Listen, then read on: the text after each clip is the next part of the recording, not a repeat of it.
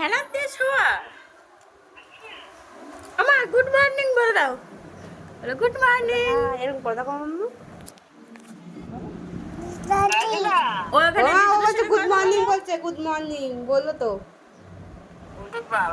এটা সবাইকে ফ্লাইং কিসি করে দাও।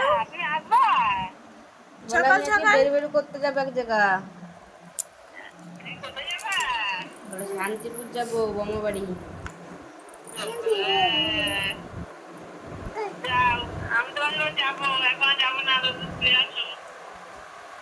বলে বিকালে আছো। ঠিক নেই মা, তুমি আসলে কালকে এসো, বুঝতে পারলা? আসলে কাটলে বিচিগুলো নিয়ে আসবা।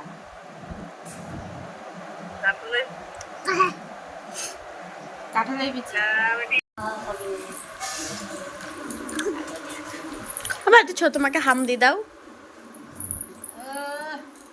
ও ছোট মা কয় দে একটা হাম দে। আগে সবাইকে হাম দিত, এখন আর দিতে চায় না। এটা এরকম করো তো, বলে হ্যালো গাইস।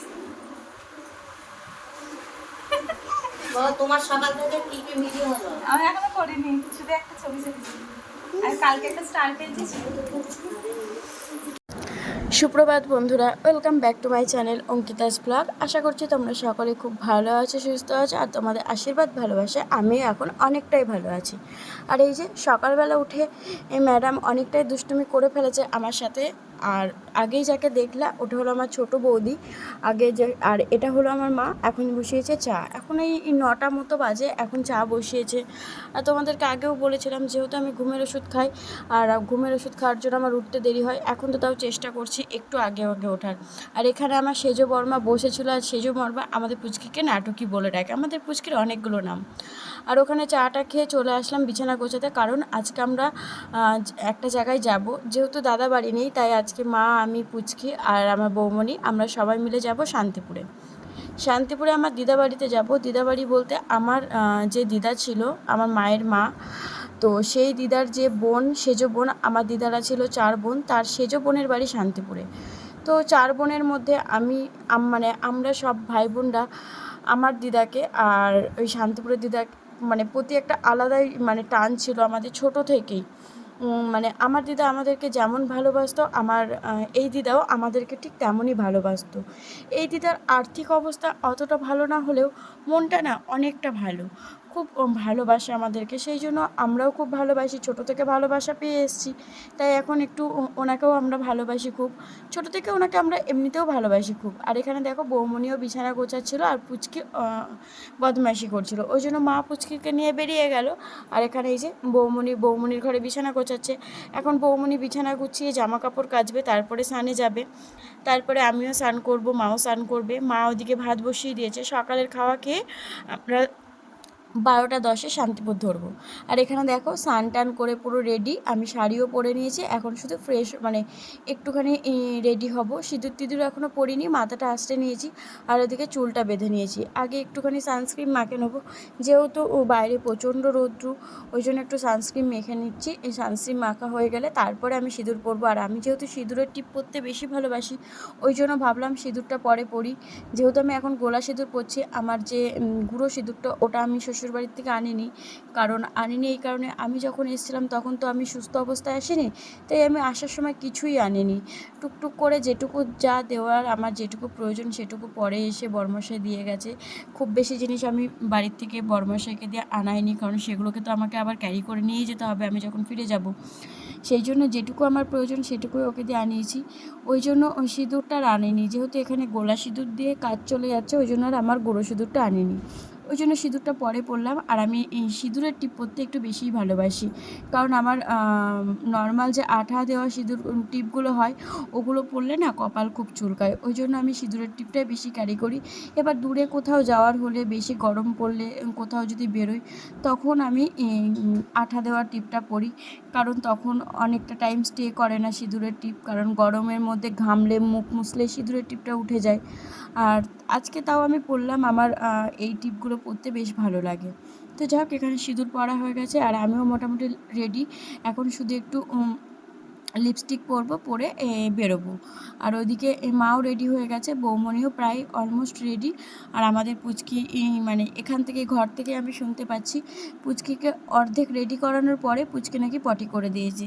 তো চলো তোমাদের সাথে দেখাই। এই যে রেডি, ওখানে মাও রেডি। আর চলো দেখাই আমাদের পুচকি কি করেছে বেরোনোর সময়। এই যে সবাই রেডি হয়ে গেছি, তার তোমাদেরকে বললাম পুচকি পটি করেছে, তাই ওর দিদা নিয়ে গেছে বাথরুমের মধ্যে ওকে পরিষ্কার করতে। এই যে ম্যাডাম এখন রেডি হচ্ছে, আমরা ধরবো 12:10-এর ট্রেন, 12:15 বাজে। এখন এই ম্যাডামেরই রেডি হয়নি এখন ওনার ক্যাম্পাস কিনতে হবে বল। হ্যাঁ। আর এই যে বৌমনি রেডি, সাথে আমিও রেডি। আর এইটা হলো আমার বৌমনির মা। এই যে আমরা আমাদের পায়রাডাঙ্গার প্ল্যাটফর্মে চলেও এসেছি, আর আমরা এখন ওয়েট করছি এখানে ট্রেনের জন্য। আর পুচকি কোনো মতেই আমার কাছে বসছিল না, আমি এখানে বসেছিলাম। আর আমাদের পায়রাডাঙ্গার প্ল্যাটফর্মটা এখন অনেক উন্নত হয়ে গেছে। আগে না এই যে সেটগুলো আছে, এই সেটগুলো ছিল না, আগে একটাই সেট ছিল। এখন আনন্দ দেখো মেয়ের।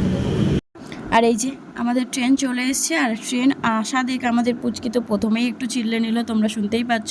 তো চলো এখন ট্রেনে উঠে যাই শান্তিপুরে। আর এখানে দেখো প্রথমে আমরা ট্রেনে উঠে প্রথমেই আমরা জায়গা পাইনি এক জায়গায়, প্রথমে আমরা ছাড়াছাড়ি বসেছিলাম, কারণ পায়রাডাঙ্গাতে কোটে ট্রেনটা খুব বেশি ভিড় ছিল না, কিন্তু অনেকে রানাঘাটে নামবে বলেছিল, ওই জন্য প্রথমে একটুখানি বসে নিয়েছিলাম। তো আলাদা আলাদাই বসেছিলাম তখন। আর পুচকি তো ভীষণ এক্সাইটেড ছিল এটা নিয়েও দ্বিতীয়বার ট্রেনে ওঠা। আর এই যে তারপরে আমরা রানাঘাটে অনেকেই নেমে যাওয়ার পরে আমরা এক জায়গাতেই বসেছিলাম, আর এত আনন্দ পাচ্ছিল ট্রেনে উঠে। আর এই যে আমাদের রানাঘাট স্টেশন, রানাঘাট স্টেশনটা এখন অনেক উন্নত হয়ে গেছে। আগাগোড়ায় রানাঘাটটা একটা আলাদা একটা জায়গা, কিন্তু আমি এখনও রানাঘাটে না একা আসতে ভীষণ ভয় পাই, কারণ রানাঘাট নিয়েও একটা গল্প আছে, সেটাও তোমাদের সাথে পরে একদিন শেয়ার করব। এখনও আমি কোনোদিনও রানাঘাটে একা আসিনি। তো আগেও যখন এই ঘটনাটা ঘটেছিল তখনও কোনো দিন একা আসিনি, তবুও আমার এখন ভয় লাগে। আমি রানাঘাট আর কল্যাণীটা কেন জানি না ভয় পাই। আর দেখো রানাঘাট স্টেশন ছেড়ে আসার পর এই হচ্ছে চলে আসলাম আমরা চুন্নির পাড়ে। এটা হলো চুন্নি নদী, যেটা আমাদের গঙ্গার সাথে মিলিত হয়েছে। তো চলো এখানে আমরা চুন্নি পার করে চলে আসলাম কালীনারায়ণপুর। এটা হচ্ছে কালীনারায়ণপুর স্টেশন, অনেকেই চিনে থাকবে। আর রানাঘাটটা তো বেশিরভাগ লোকই চেনে। তো যাই হোক, চলো এবার আমরা শান্তিপুরে যাব।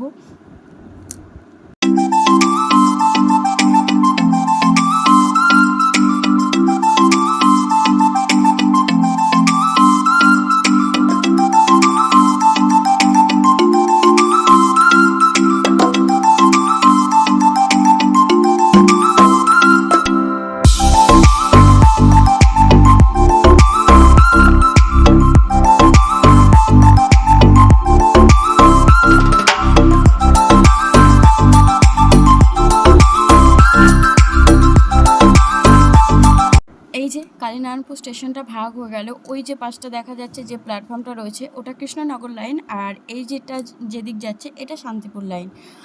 তো চলো শান্তিপুরে যেতে গেলে শান্তিপুরের স্টেশনটা বাঁ সাইডে পড়ে। আর এই যে শান্তিপুর থেকে মানে কালীনারায়ণপুর স্টেশনটা ছাড়ার পর এই যে জায়গাটা, এই জায়গাটা আমার বরাবরই খুব সুন্দর লাগে, কারণ এখানে না প্রচুর কলা বাগান আর এত সবুজ সবুজ জিনিসগুলো দেখা যায়। আমি এই জায়গাটা ছোটোবেলাও যখন আমি এই দিদাবাড়িতে যেতাম, আমি ছোটোবেলা থেকে এই জায়গাটা আর এই বাঁ পাশে যে জায়গাটা আছে, এই আসার সময় তোমাদেরকে দেখাবো, এই জায়গাগুলো আমি ভীষণ পছন্দ করি ছোটো থেকেই। আর এই কালীনারায়ণপুরে তোমাদের হচ্ছে পানি ফল চাষ হয় প্রচুর। আর এখানে দেখো মা ওখানে ভীষণ গরম লাগছিল বলে একটুখানি গেটে গিয়ে দাঁড়িয়েছিল, আর আমি একটুখানি ভিডিও বানাচ্ছিলাম। তো আমাদের পুচকি প্রথমে খেয়ালই করেনি আমি ভিডিও বানাচ্ছিলাম, ওই জন্য ওকে মানে ঘাড় ঘোরাতে চেষ্টা করেছিলাম, কিন্তু বুঝতেই পারছে না যে আমি ভিডিও করছি। তারপরে ও একটু আনন্দ পেয়েছিল ভিডিও করা দেখে। যাই হোক, এই যে আমরা শান্তিপুরে ঢুকেও গেছি, আর এটা হচ্ছে শান্তিপুরের রেলগেট, কিন্তু এটা কত নম্বর রেলগেট আমি জানি না, তোমরা কেউ যদি জানো কমেন্ট করো।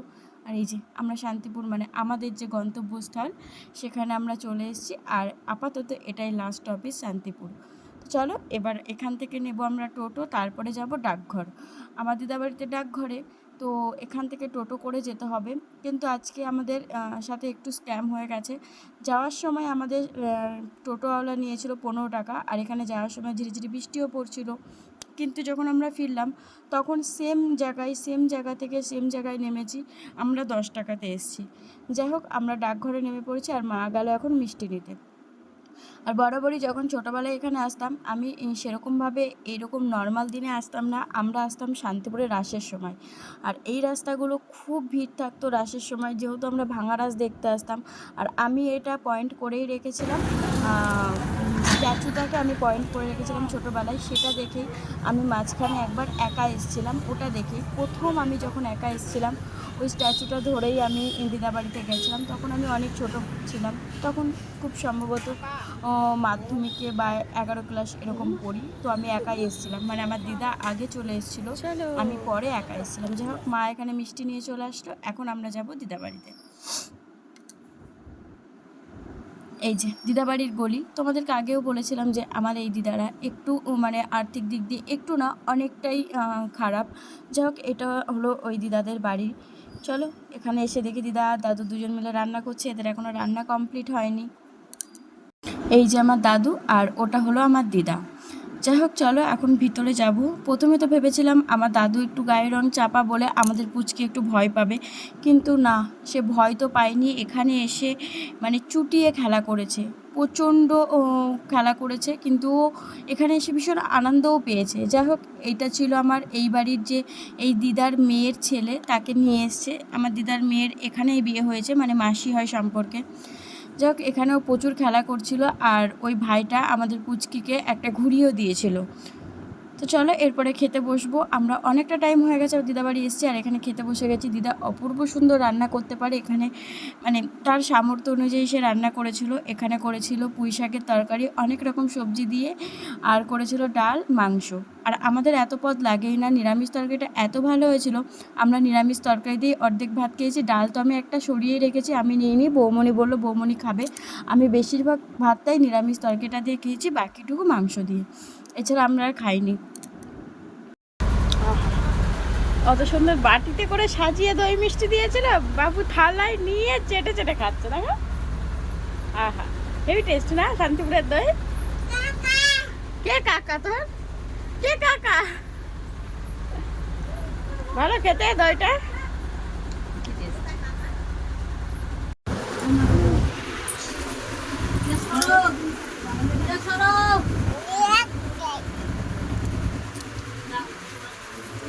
এই শোন, কে বলবে তুই অচেনা জায়গায় এসছিস? হ্যাঁ, কে বলবে তুই অচেনা জায়গায় এসছিস? হ্যাঁ, কে বলবে তুই অচেনা জায়গায় এসছিস? চুপ! ও ভয় নেই, একটু একটুও ভয় নেই। আমি বকে দেবো, কিন্তু বকে দেবো, বকে দেবো। ঢঙের কান্না হচ্ছে, ঢং হচ্ছে, ঢং ঢং করছো। এই বকবো কিন্তু, না না বকবো না। চুপ চুপ চুপ চুপ। এই যে দিদাবাড়ি এসছে, অনেকটা টাইম হয়ে গেল, আমাদের খাওয়া দাওয়া হয়ে গেছে। আর এখানে পুচকি ওর মায়ের সাথে শুয়েছিল। আর এখানে এসছে ওই যে মাসির কথা বললাম, দিদার মেয়ে, যার বড় ছেলে এখানে রয়েছে, ওই মাসির বাড়ি এখানেই কাছে পিঠেই। আমাদের পুচকি এসছে বলে আবার মাসি পুচকির সাথে দেখা করতে আসলো। সাথে দেখো পুচকির জন্য কত খাবার নিয়ে এসেছি। যদিও আমাদের পুচকি এত খাবার একসাথে খেতেই পারে না, গোটা একটা ক্যাডবেরি খাওয়ার ক্ষমতা আমাদের পুচকির নেই। হয়তো বড় হবে তখন খাবে, কিন্তু এখন তো খেতে পারে না। কিন্তু এটাও সম্পর্কে ঠাকমা হয়, মানে এটা আমার মায়ের বোন হয়। ভীষণ ভালোবাসে ছোটো থেকে আমাদেরকে, এই মাসি, দিদা, সবাই আমাদেরকে। আমরা হলাম মানে মামার বাড়ির দিক দিয়ে প্রথম, তো আমি আমার দাদা, তাই আমাদেরকে একটু সবাই বেশিই ভালোবাসে। আর যেহেতু মামার বাড়িতে থেকে মানুষ, এই দিদা যখন আমাদের বাড়িতে যেত, মানে আমার মামার বাড়িতে, আমরা তো ছোটো থেকে মামার বাড়িতেই থেকে মানুষ, সেই জন্য আরও বেশি ভালো করে সম্পর্কটা আছে। ছোট থেকেই আমরা এই দিদার কাছে, মানে গেলেই এই দিদার কাছে থাকতাম। তো দেখো, এখানে দিদাকে একটু বললাম যে তুমি বসো, অনেকক্ষণ ধরে কাজ করছো, আমরা এসে থেকে কাজ করছি, একটু পরেই আমরা বেরিয়ে যাবো, একটু গল্প করো। তারপরে যাই হোক, আমরা সবাই রেডি হয়ে বেরিয়ে গেলাম। আমরা 5:10 ট্রেন ধরবো, কারণ আমার দাদা কাজে গেছে, ও আবার বাড়ি ফিরে আসবে। সেই জন্য যেহেতু আমরা ঘরের চাবি নিয়ে চলে এসেছি, ওই জন্য আমরা বেরিয়ে পড়েছি। আর এখানে এই যে আমরা টোটোতে বসাকালীনই টোটোতে সারাদিন ঘুমাইনি, টোটোতে উঠতেই একটু হাওয়া লাগতেই ম্যাডাম ঘুমিয়ে পড়েছে। আর আমরা শান্তিপুর থেকে ট্রেন ধরে নিয়েছি, এটা হলো কীর্তিবাস স্টেশন। এখানে দাঁড়িয়েছিল। আর পুচকিকে আমি আমার ডান সাইডে নিয়েছিলাম, কারণ বাঁ সাইডে তো আমি নিতে পারি না, আমার বাঁ সাইডে অসুবিধা হয়, ওই জন্য ডান সাইডে নিয়েছিলাম। আর আমি যেহেতু ট্রেনের দিকে মুখ করে বসেছিলাম, ওই জন্য হাওয়া লাগবে বলে পুচকিকে আমিই নিয়েছিলাম। কিন্তু পরে কি করেছিলাম, চেঞ্জ করে নিয়েছিলাম, আমার জায়গায় মাকে দিয়েছিলাম। আমি যেহেতু পুচকিকে বেশিক্ষণ রাখতে পারছিলাম না, ওই জন্য পরে মা কাছে পুচকিকে দিয়ে পুচকির মাকে একদম স্টেশন মানে তোমার হচ্ছে জানলার ধারে বসিয়ে দিয়েছিলাম। এই হচ্ছে কালীনারায়ণপুর স্টেশনের অপোজিট সাইড যাওয়ার। যখন আমরা গেছিলাম শান্তিপুরে, তখন তোমাদেরকে দেখিয়েছিলাম ওই সাইডটা, আর এখন দেখাচ্ছে এই সাইডটা। এই সাইডটা না অপূর্ব সুন্দর একটা জায়গা। নিচেটাই হয় পানি ফল চাষ, সেটা হয় আর কিছুদিন বাদে থেকে সেটা দেখা যাবে পানি ফল চাষ করে।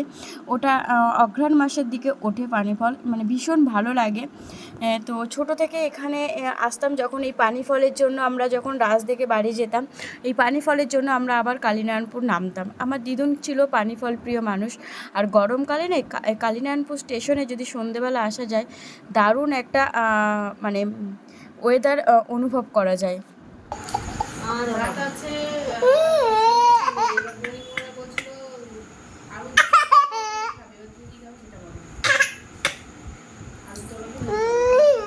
তুই নাকি কাঁদছিলিস?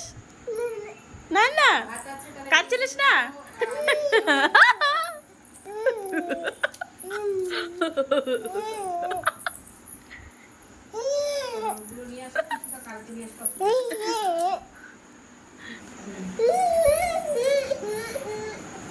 কি হলো? কি হলো? এই পড়ে যাবি, তুই তো পড়বি, তারপরে খাবারটাই পা দিচ্ছিস কেন? চলো আমরা বাড়ি চলে এসেছি। বাড়ি এসে এখানে পুচকির দুষ্টুমি শুরু হয়ে গেছে, আর এখানে বসে পড়েছি চা নিয়ে। চলো আজকের ভিডিওটা এখানে শেষ করছি। তোমরা সবাই সুস্থ থেকো, ভালো থেকো, টাটা।